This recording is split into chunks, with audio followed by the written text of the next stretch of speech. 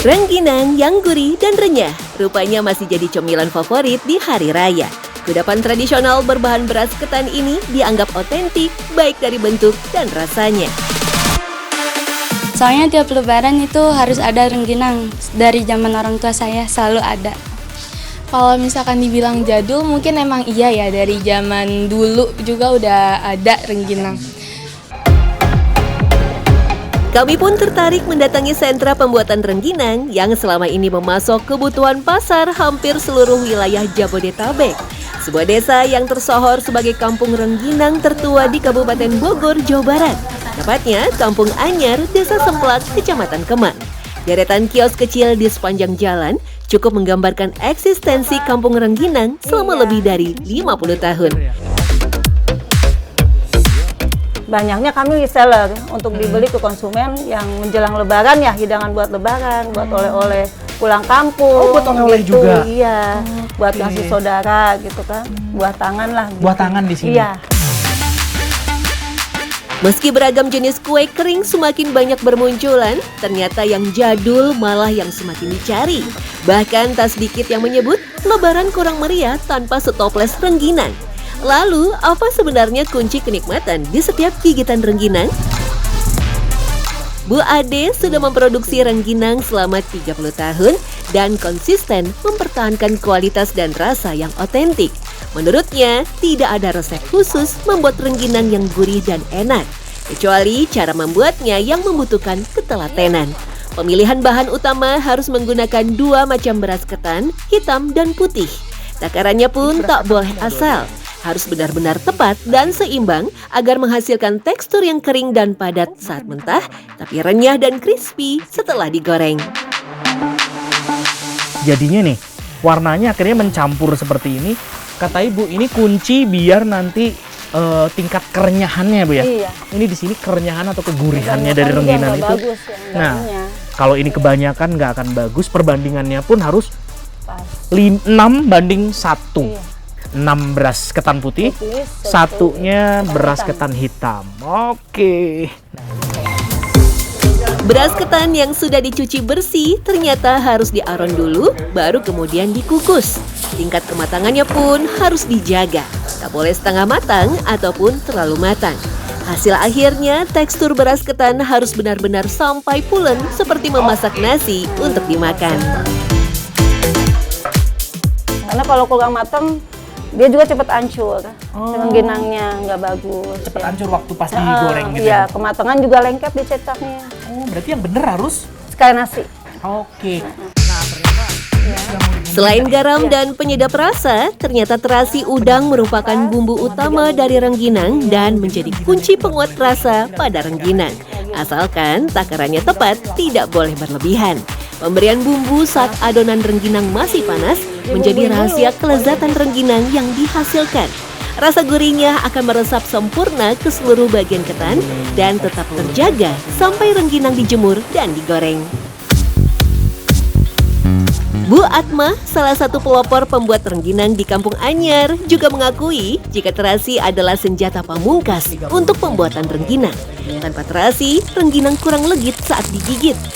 Bahkan terasi sudah dipakai sebagai bumbu andalan sejak pertama kali rengginang dibuat tahun 80-an di Kampung Anyar. Apalagi rengginang rasa terasi adalah produk bestseller di Kampung Rengginang Bogor.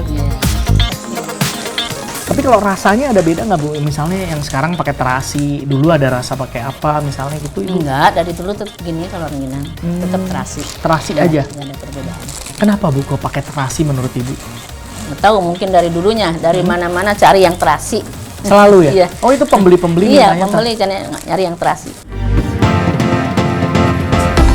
Proses penting selanjutnya adalah pencetakan. Meski bentuk rengginang terlihat sederhana, nyatanya tak mudah untuk membuatnya.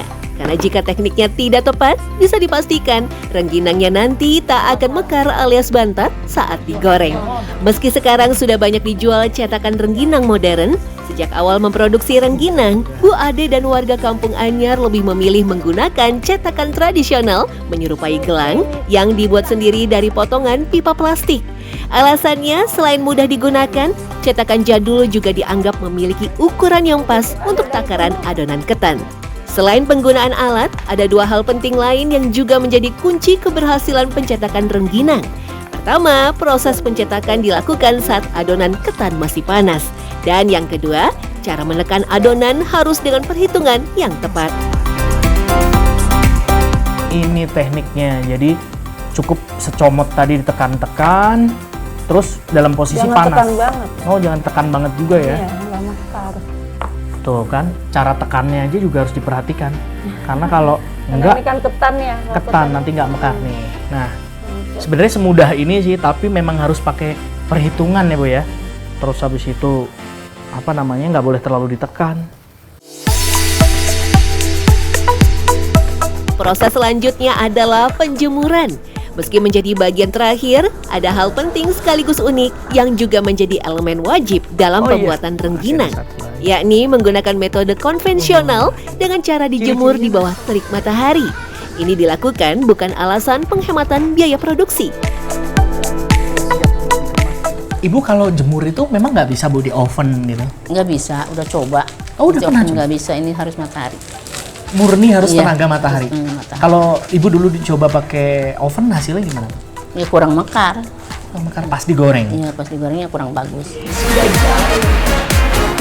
Meski sebagian besar warga Kampung Anyar berprofesi sama, sebagai pembuat sekaligus penjual rengginang, tidak ada persaingan tak sehat di Kampung Anyar. Masing-masing produsen sudah memiliki pelanggan dan tempat pemasarannya masing-masing yang mencakup seluruh wilayah Jabodetabek, bahkan hingga ke luar negeri seperti Hong Kong, Cina, dan Malaysia. Omsetnya pun tak main-main, bisa mencapai lebih dari 30 juta rupiah untuk sekali pengiriman. Dulu pertama bikin 3 liter. 3 liter, bertahap 5, 6 liter, terus 12 liter gitu. Alhamdulillah sekarang udah sampai 50 kilo sehari. 50 kilo sehari. Iya, itu juga dibantu kakak gitu, keluarga saudara, karena alhamdulillah udah banyak. Rengginang memang populer di berbagai daerah seperti Jawa, Sunda, dan Betawi dengan varian rasa terasi dan manis. Camilan dari beras ketan ini memiliki nama yang berbeda-beda. Di Sumatera Barat, penganan serupa rengginang disebut batiah yang menjadi ciri khas daerah Payakumbuh. Umumnya, bahan rengginang yang digunakan beras ketan hitam. Di Jawa Tengah, makanan serupa rengginang dinamai intip.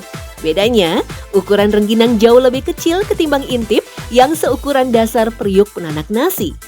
Di Jawa Timur, varian rengginang yang cukup dikenal adalah rengginang lorjuk, di mana terdapat lorjuk di tengah rengginang.